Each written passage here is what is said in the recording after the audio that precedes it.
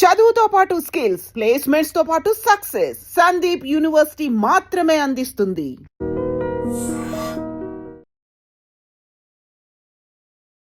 రాజం మా బూతులు ఎక్కడ నేర్చుకున్నారు? మా డైరెక్టర్ గారు అండి. బూతులు అంటే మరీ బూతులు కాదండి, దొంగ కొడుక ఇవి ఉంటాయి కదా అవి.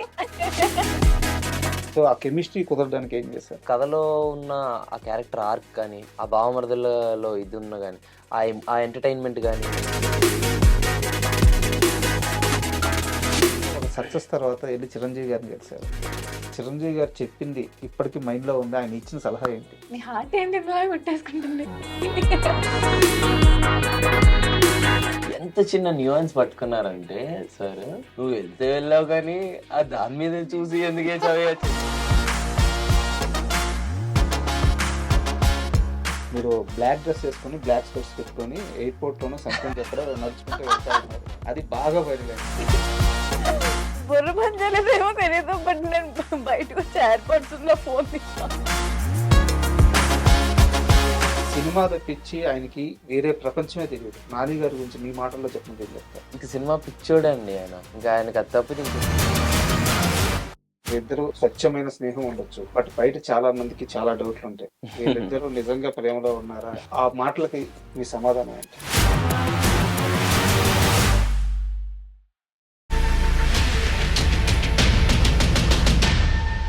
Hi, welcome to my show. ఇప్పుడున్న పరిస్థితుల్లో ఇండస్ట్రీలో టాప్ పేరు అంటే రోషన్ శ్రీదేవి. వీరిద్దరి పేరే అనిపిస్తుంది. వీరు కోర్టు మూవీతో ఆల్రెడీ ఓ సూపర్ సక్సెస్ కొట్టారు. ఇప్పుడు బ్యాండ్ మేళ మూవీతో మన ముందుకు రాబోతున్నారు. ఈ నేపథ్యంలో రోషన్ శ్రీదేవి ఇద్దరు మన ముందున్నారు. వాళ్ళని అడిగి బ్యాండ్ మేళ మూవీ విశేషాలతో పాటు వాళ్ళ కెరీర్ విశేషాలు తీసుకుందాం. హాయ్, నమస్తే. అంటే మామూలుగా ఎవరన్నా గెస్ట్ వస్తే ఎలా ఉన్నారు అని అడుగుతాను ఫస్ట్. మీ ఇద్దరిని అడగాల్సిన అవసరం లేదు. చాలా ఎనర్జీగా సూపర్గా ఉన్నారు. తాత ఓ మామూలు డ్రైవర్, గవర్నమెంట్ కార్యాలయంలో ఒక డ్రైవర్. మీ తాతగారు మస్తాన్, కరెక్టా? మీ నాన్నగారు ఒక చిన్న వైద్యుడు ఊర్లో. వైజాగ్ ఏజెన్సీ ప్రాంతం, కోనవరం. కోనవరం. తాతగారు is right, is a government driver.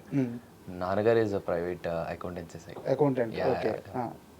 Agency ప్రాంతం, చాలా రూరల్ ఏరియా. ఒకరోజు డిసైడ్ అయ్యారు, డాన్సర్గా కెరీర్ని మలుచుకోవాలనుకున్నారు. డ్యాన్స్ నేర్చుకున్నారు, హీరో అవ్వాలని ఒకరోజు డిసైడ్ అయ్యారు. మీకోసం మీ కుటుంబం మొత్తం బట్టలతో సహా ఇంటితో సహా మొత్తం సర్దుకొని మీ కెరీర్ని నిలబెట్టాలని హైదరాబాద్కి ఒట్టి చేతులతో పొట్ట చేత పట్టుకొని ఒకరోజు వచ్చేసారు. ఆ రోజు ఈ రేంజ్కి వస్తానన్న ధైర్యం మీకుందా? It's very special question. అయ్యో,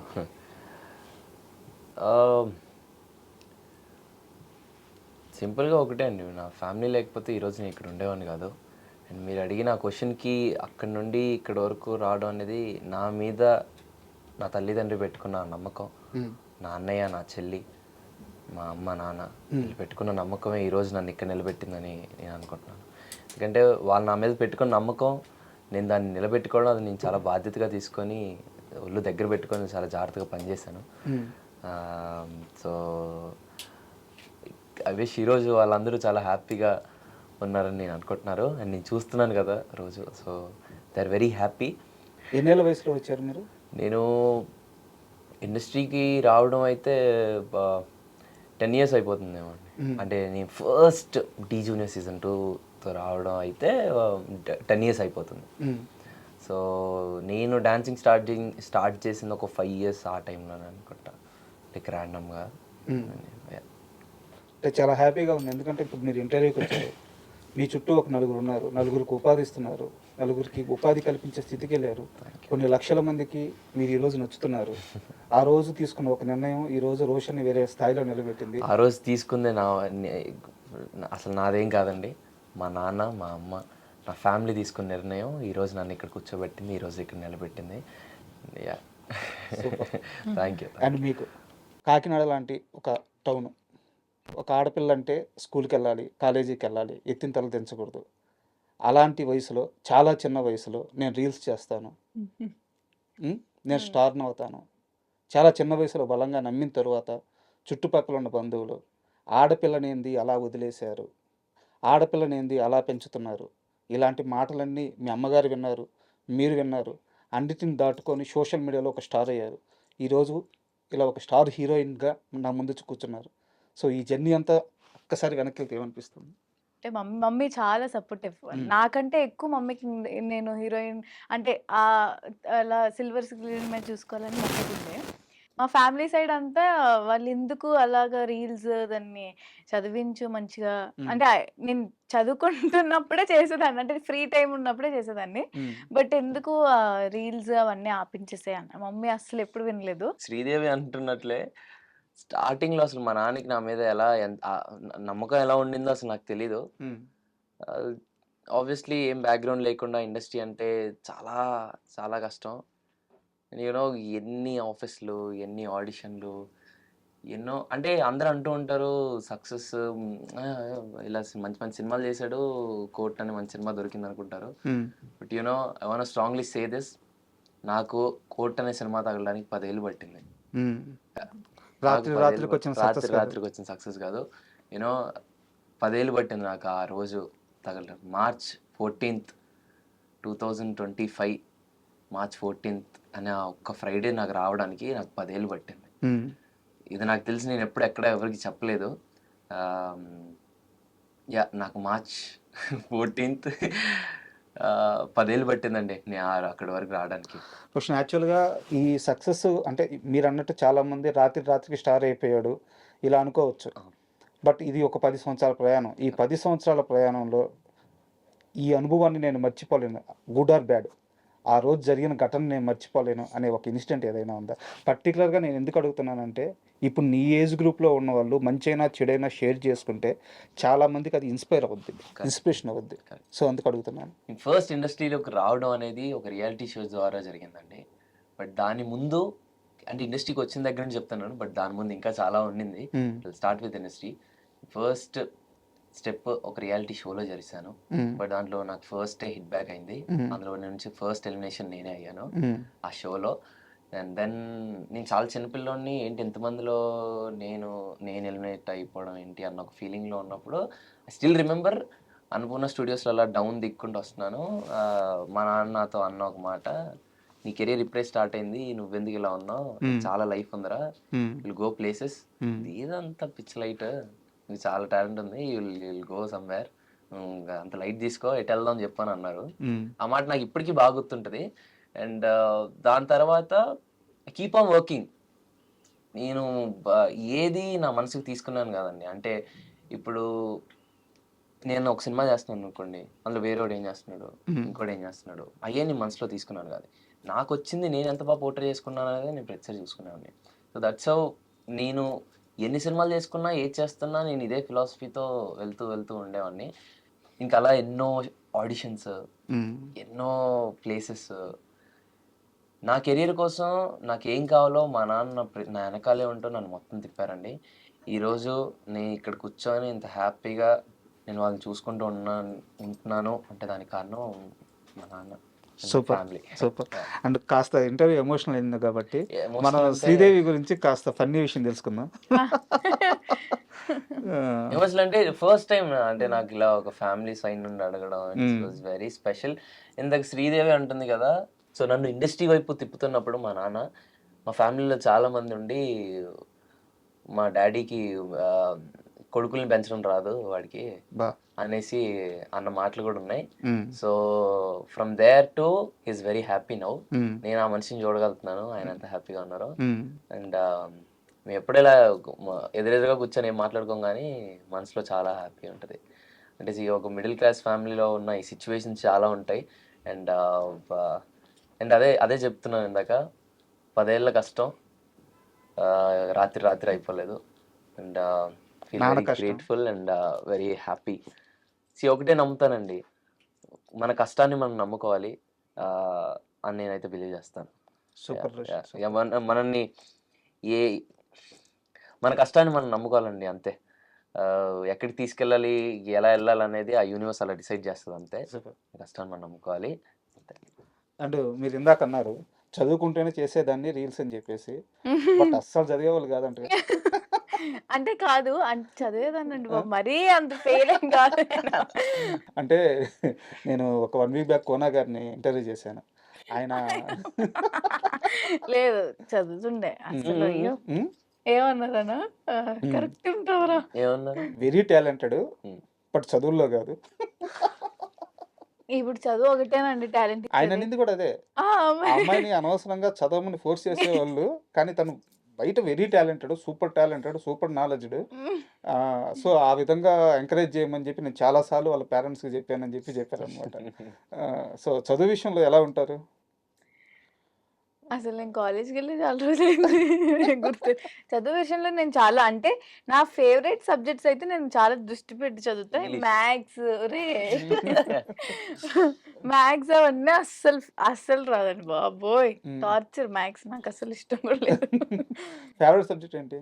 సైన్స్ చాలా ఇష్టం. ఓకే. బయాలజీ అలా అంటే కొంచెం అన్నీ తెలుసుకునేవి ఇష్టం. అండ్ నెక్స్ట్ మనం బ్యాండ్ మేళం విషయంకి వద్దాము. Yeah. మీరు కోర్టు సినిమా చేసేటప్పుడు కోర్టు సినిమా బడ్జెట్ ఎంత, లేకపోతే కోర్టు సినిమా ఎంత కలెక్ట్ చేయాలి, ఎంత సక్సెస్ అవ్వాలి, ఇదంతా మీ వర్క్ కాదు, మీ పెయిన్ కాదు, నాని గారు చూసుకున్నారు. స్టిల్ ఇప్పటికీ కూడా కోన వెంకట గారు మీకు బ్యాకప్ ఉన్నారు. కానీ మీ ఇద్దరికి తెలుసా బ్యాండ్ మేళ మూవీకి మీ ఇద్దరిని నమ్మి ఎంత ఇన్వెస్ట్ చేశారు? 10 కోట్ల రూపాయలు. 20 ఏళ్ళున్న ఒక ఇద్దరు పిల్లల మీద 10 కోట్ల రూపాయల ఇన్వెస్ట్ చేస్తున్నారు. సో భయం అనిపిస్తుందా, బాధ్యతగా ఉందా, ఎలా అనిపిస్తుంది? ఈ బడ్జెట్ తెలియకపోయినా మాకు రెస్పాన్సిబిలిటీ. అంతే ఉందండి అది. అది ఇది అంటే ఇప్పుడు ఏదో ఇలా సినిమా చేస్తున్నాను కాదు, నాకు ఏ సినిమా చేసినా మన పనికి మనం 100% చేయడం అనేది ఇది ఎక్కువ. బట్ ఇప్పుడు ఇంకా ఆబ్వియస్లీ ఇంకెక్కువ బాధ్యతగా ఉంటుంది కదా. అంటే మీకు ఇద్దరికి బడ్జెట్ చెప్పలేదా కోన గారు? చెప్పలేదండి అసలు, ఆయన అది అలాంటివి ఏమీ లేదు. మీకు ఎంతసేపు మేము అంత హ్యాపీగా ఉన్నాం ఎలా నేను అడిగాను యాక్చువల్లీ. నేను ఫస్ట్ కాల్ చేసి అడిగాను, అంకుల్ అసలు ఎంత ఇది చేస్తున్నారంటే, నాకు ఇది కథ నచ్చింది కాబట్టి నేను ఎంతైనా పెడతానమ్మా అని అన్నారు. అదే అదొకటే నేను అన్నారు. ఇది డైరెక్టర్ అన్న దగ్గర కూడా విన్నాను అనమాట. ఏంటంటే సతీష్ నీకేం కావాలి, సతీష్ నీకేం కావాలి తెచ్చి ఇచ్చేసేవాళ్ళు అంతే. సతీష్ ఇది సతీష్ అది ఏమీ లేదు. సతీష్ నీకేం కావాలి వచ్చేసేది. అండ్ సతీష్ గారి ప్రస్తావన వచ్చింది కాబట్టి, సతీష్ గారు కోన గారిని కలిసిన సిచ్యువేషన్ తెలుసా మీకు? అంటే ఫస్ట్ మీటింగ్ బేసిక్గా ఈ కథ ఐడియా లేదండి నాకు. ఫస్ట్ మీటింగ్లో సతీష్ గారు కోన గారిని కలిసిన ఒక్క మాట ఏం తెలుసా? మనం 1 కోటి రూపాయలు ఇస్తే 1 కోటి రూపాయల్లో ఈ సినిమా తీసేద్దాం.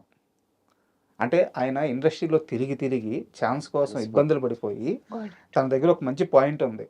ఎవరో ఒకరు ఛాన్స్ ఇస్తే ఎంత తక్కువలో అయినా తీసేద్దామని చెప్పి 1 కోటి రూపాయలైనా పెట్టండి నేను ఈ సినిమా తీసేస్తానంటే, కోన గారు లేదు ఈ కథ 1 కోటి రూపాయలతో తీయాల్సిన కథ కాదు, దీనికి పేరింగ్, ఆ కాస్టింగ్, దాని బడ్జెట్ మొత్తం నేను తీసుకుంటానని చెప్పి మొత్తం తన భుజాలు వేసుకొని మీ ఇద్దరిని ఆన్బోర్డ్ చేసి సినిమా స్కేల్ పెంచేసి ఈరోజు బ్యాండ్ మేళం ఈ ప్రమోషన్ వీడియోస్ కానీ, టీజర్స్ కానీ, సాంగ్స్ కానీ అండ్ మీ ఇద్దరి లుక్ కానీ ఇంత అద్భుతంగా అంత ఉందంటే మొత్తం కోన గారు దీని రేంజ్ని పెంచేశారు. వెరీ ట్రూ అండి.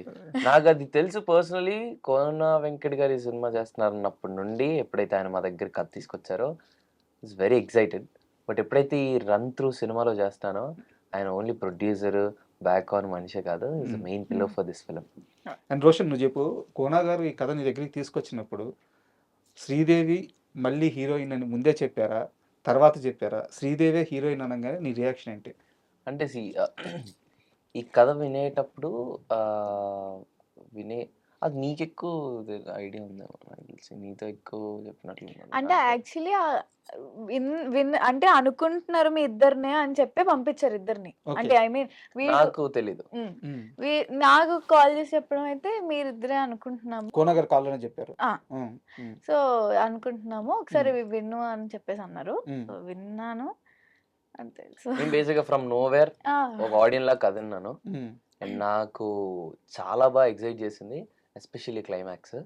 సో ఇది ఒక కొత్త, అంటే ఇప్పటివరకు ఒక భావమరదల కథ వచ్చి చాలా రోజులు అయిపోయింది. కరెక్ట్.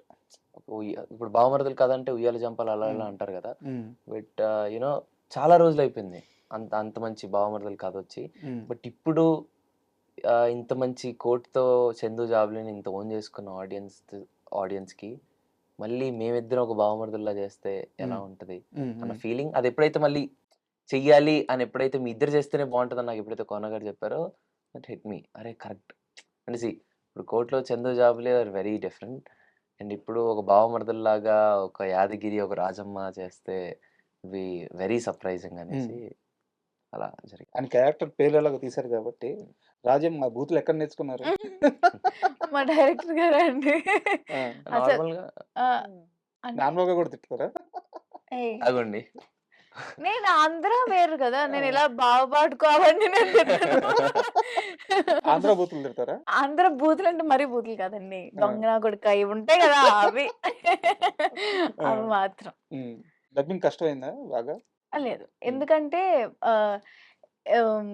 ఆహ్, వీళ్ళ మదర్ క్యారెక్టర్ ఒక ఆమె మా మదర్ చేశారు. క్యారెక్టర్ ఎవరైతే ప్లే చేస్తున్నారో యోగిత యోగిత గారు. గారు. హ్మ్. హ్మ్. ఆవిడే జస్ట్ ఆవిడ ఫుల్ తెలంగాణ. So, okay. నా డైలాగ్స్ మట్టుకు అన్నీ ఆవిడి చెప్పేసారనమాట. సో, హ్మ్. నాకు ఆవిడ వల్ల చాలా ఈజీ అయింది. హ్మ్. హ్మ్. సో, వెంటనే అయిపోయింది. డబ్బింగ్‌లో అలా ఈజీ అయింది. On location Satish. ఆ! ఆన్ లొకేషన్ సతీష్ గారు. యాహ్!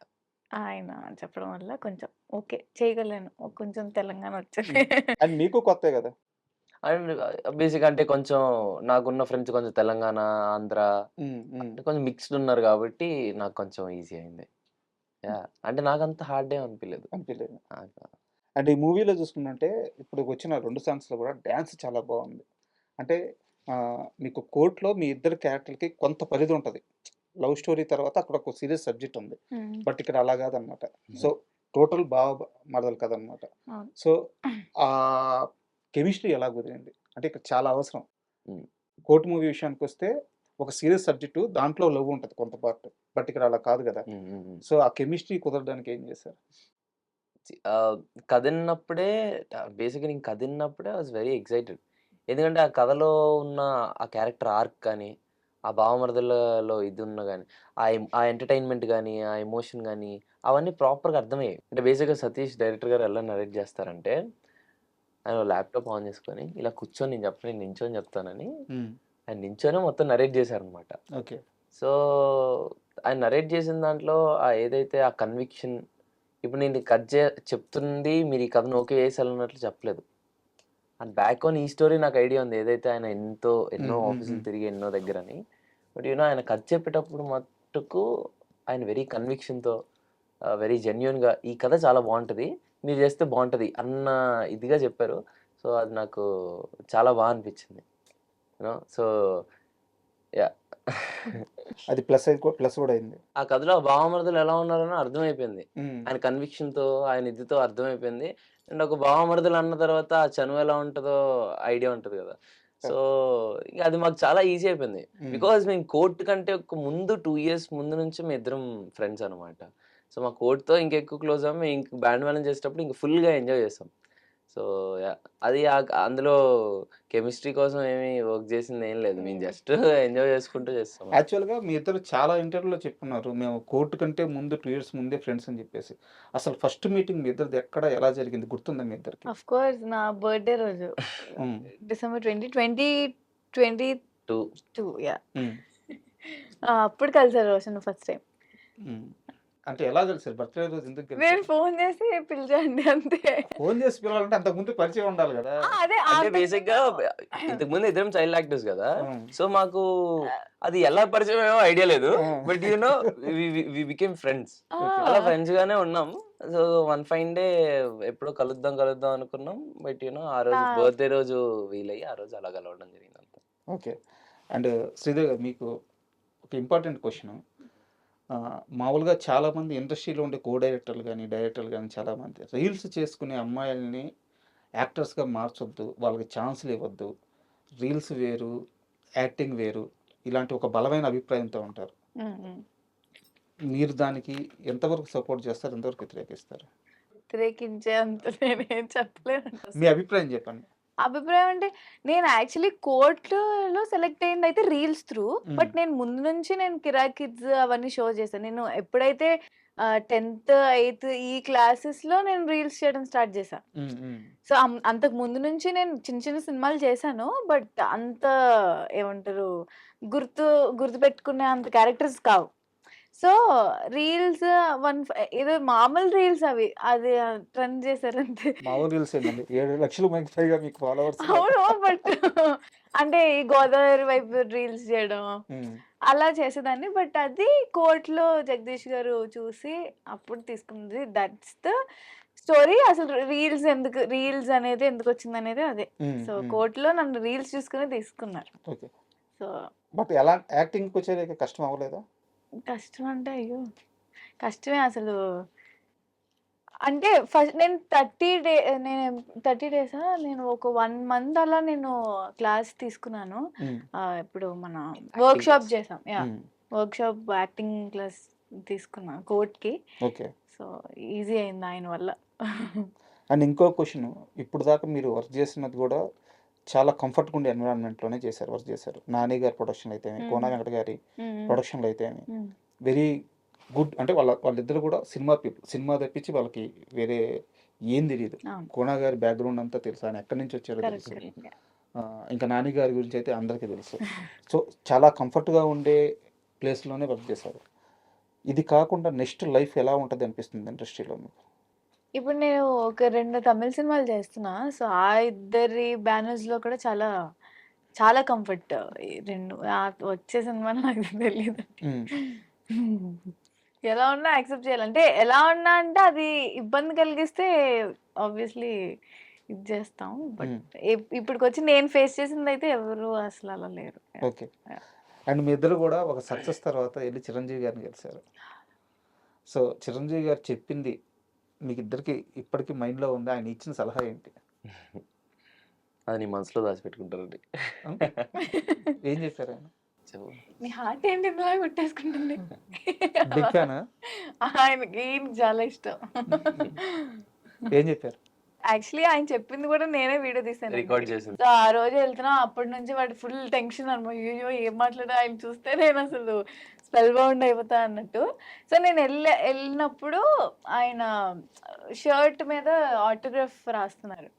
సో అది నేను నార్మల్గా ఫోటో తీస్తున్నా, సరే వీడియో క్యాప్చర్ చేద్దామని స్టార్ట్ చేసా.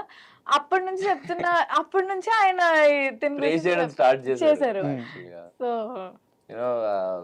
అంటే బేసిక్గా దాని తర్వాత ఆయన అంటే ఐ మీన్ సార్తో కూర్చొని మాట్లాడేటప్పుడు కానీ అంతా నాకు బేసిక్గా అదంతా ఏదో ఒక డ్రీమీ ఫీల్ లా అనిపించింది. It was very nice.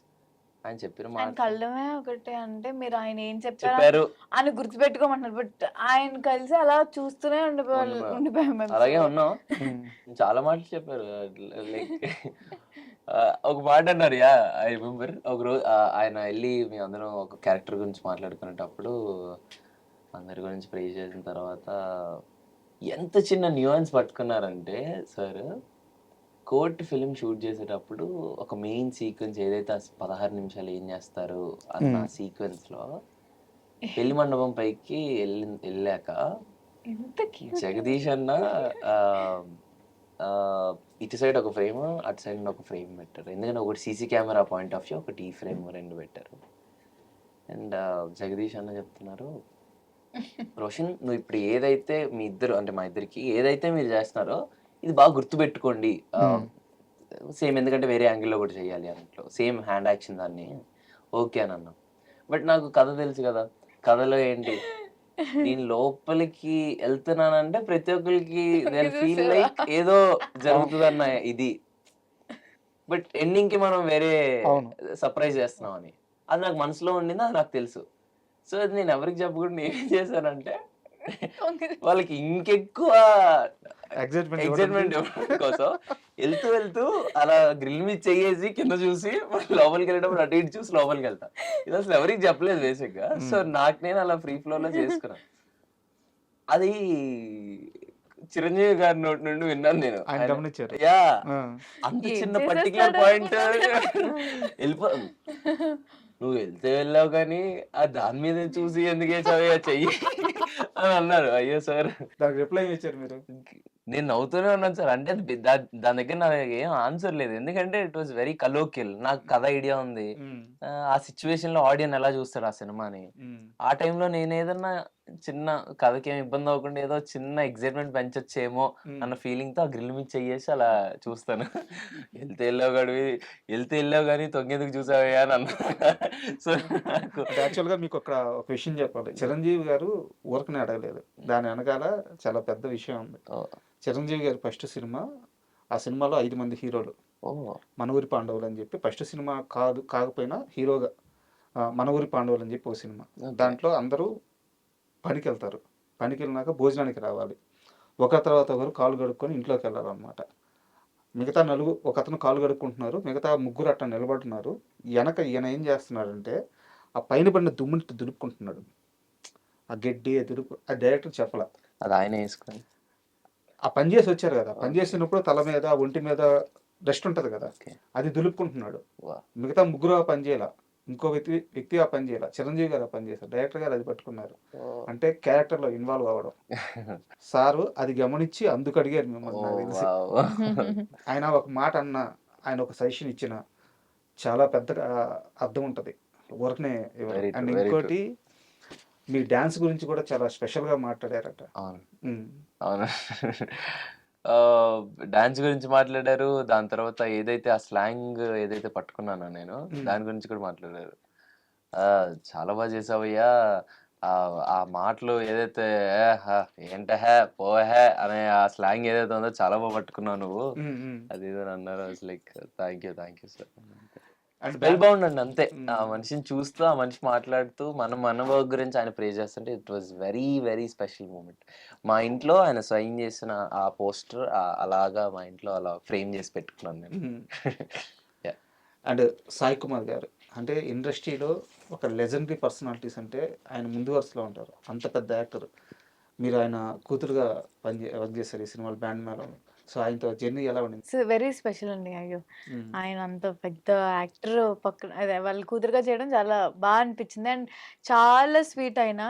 ఎప్పుడు పాపం రోజు రోజు కాదు, ఎవ్రీ ఏ సెలబ్రేషన్ వచ్చా హ్యాపీ హోలీ ఇవన్నీ పెడుతుంటారు. అండ్ ఆల్సో సినిమా చూసి కూడా మాకు టెక్స్ట్ చేస్తూ ఉంటారు. అండ్ కోర్ట్ తర్వాత నాకు ఆయన కాల్ చేశారు. కాల్ చేసి చాలా బాగా చేసావమ్మా. సో అండ్ సెట్లో ఏదన్నా మంచి మూమెంట్ ఉందా?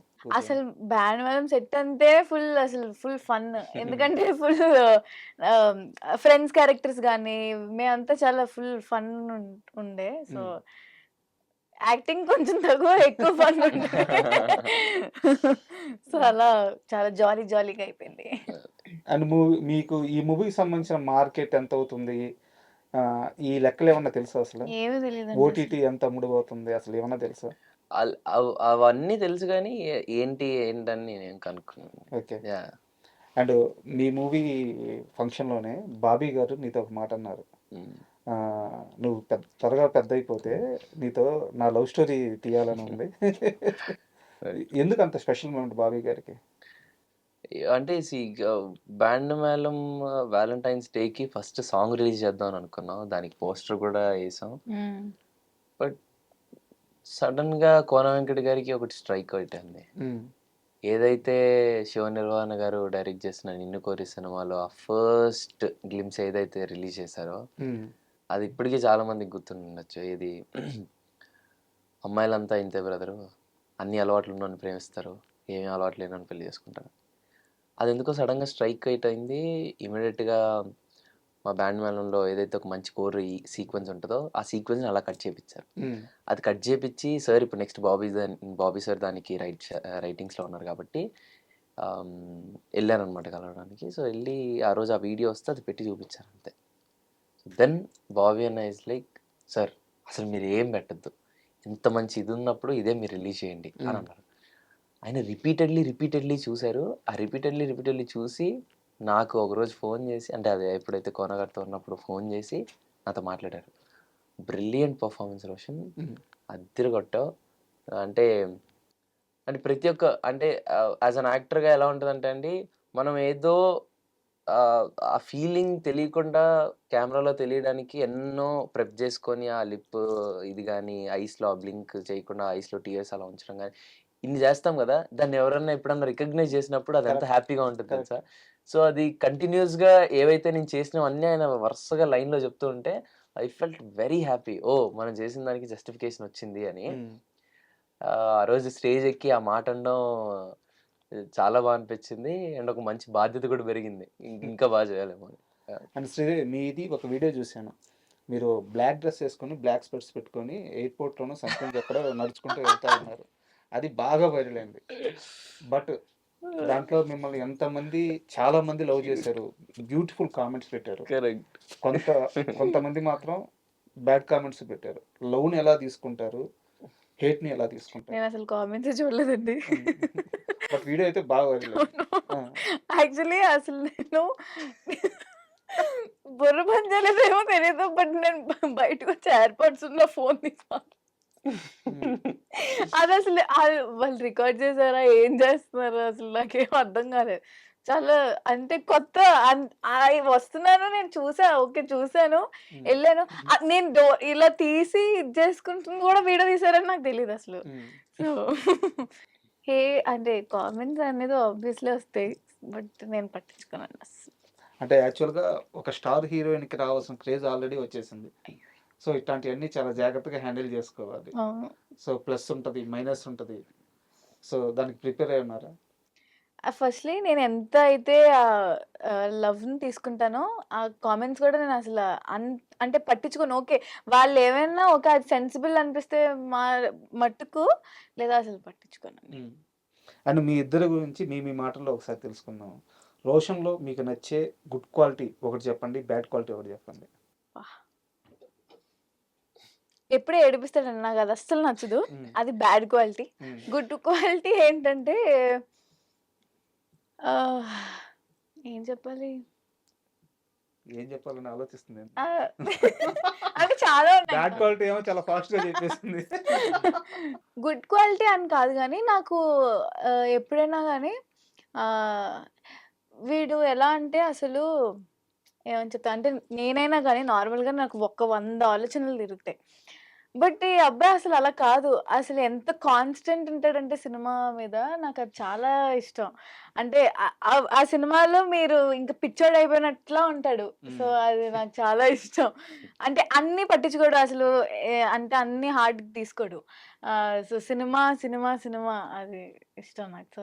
సో, చాలా ప్యాషన్ టువర్డ్స్ ప్యాషన్ చాలా పర్టిక్యులర్‌గా ఉంటాడు. సో, అది చాలా ఇష్టం నాకు. థ్యాంక్స్. రోషన్ నీ టర్న్. బేసిక్‌గా 365 డేస్ అన్ని మూడ్ స్వింగ్సే ఉంటాయి బేసిక్‌గా. అంటే ప్రతి ఒక్క మినిట్ మూడ్ స్వింగ్స్‌లోనే ఉంటది. ఇన్స్టెంట్ అలా ఇప్పుడే నవ్వుతది, ఇప్పుడే ఏడుస్తది, ఇప్పుడే కోపడుతది. అది అంటే ఇప్పుడు ఇన్ని డేస్ నేను ట్రావెల్ చేసినా తన యాక్చువల్ క్యారెక్టర్ అని నాకు ఇప్పటికీ అర్థం కాదు. అదో బ్యాడ్ థింగ్ అనొచ్చో ఏంటో తెలీదు. ఒక గుడ్ థింగ్ ఏంటంటే ఆహ్,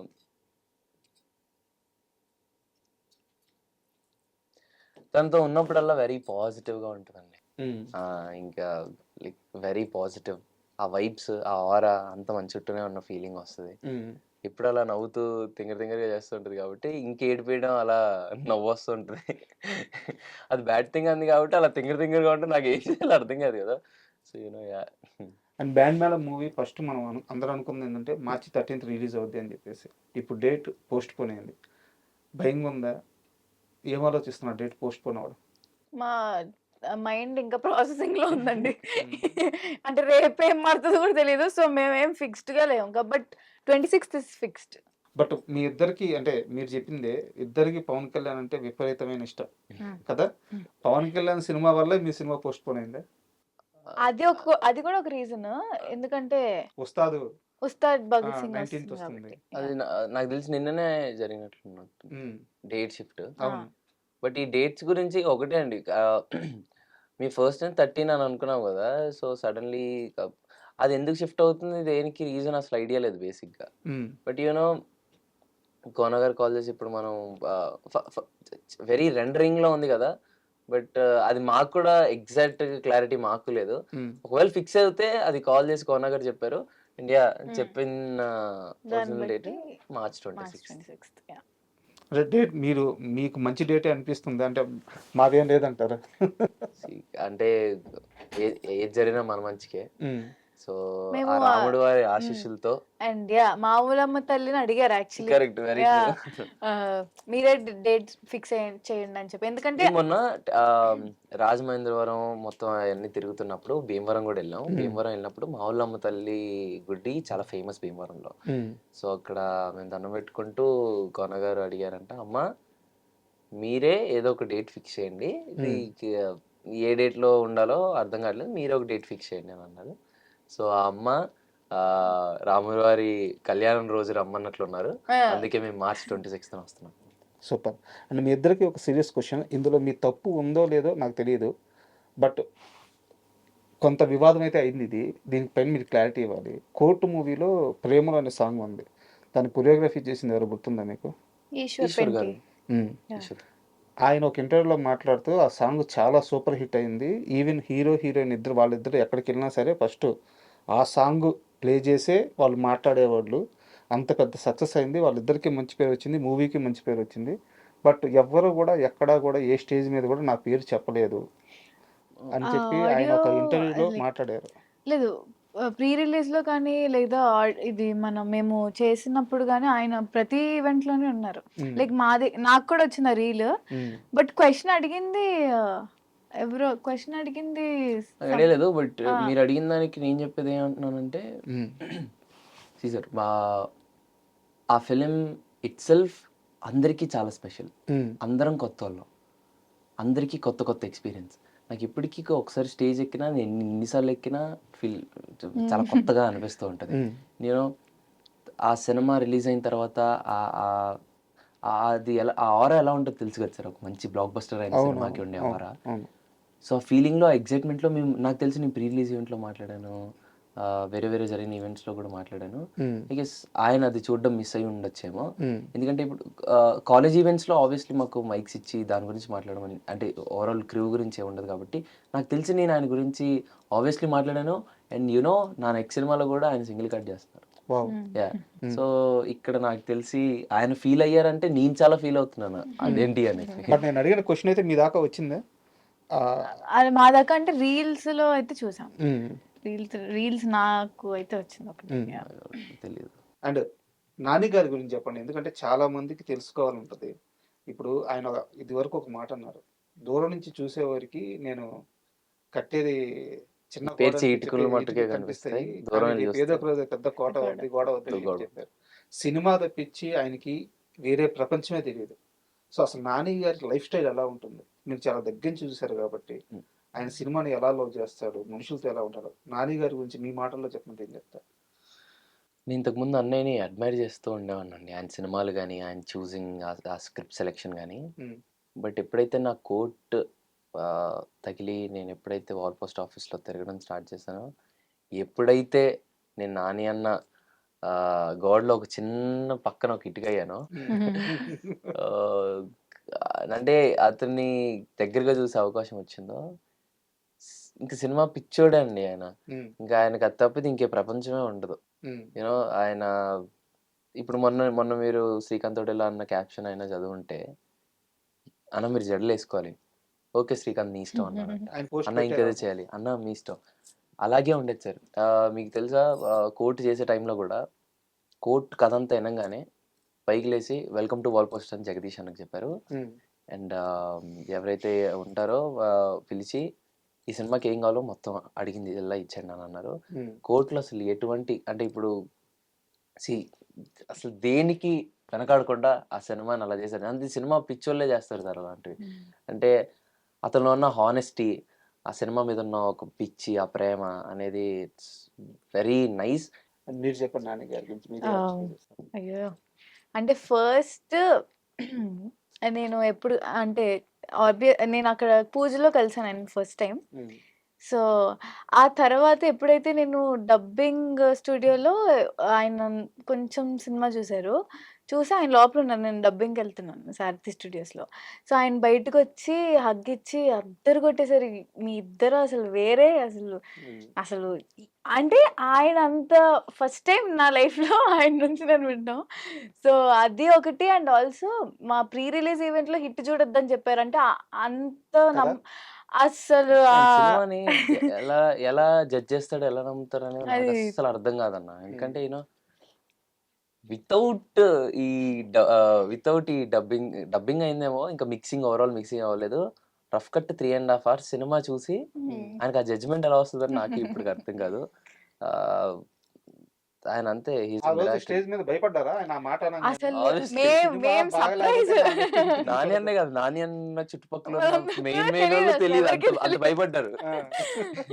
ఏంటి సార్ అంత పెద్ద మాట అనేసారంటే ఆయనకున్న ఆ నమ్మకం, Yeah. అది ఎలా వచ్చిందన్న నాకు అర్థం కాదు. యాక్చువల్ గా నేను శైలేష్ గారిని ఇంటర్వ్యూ చేశాను. Okay. సినిమా రిలీజ్ అయిన హిట్ 3 రిలీజ్ అయిన ఫస్ట్ రోజే Hmm. ఆయన ఇంటర్వ్యూ చేస్తే ఆయన అన్నారు, భయం ఏందండి కాళ్ళు చేతులు వణిగిపోయినాయి.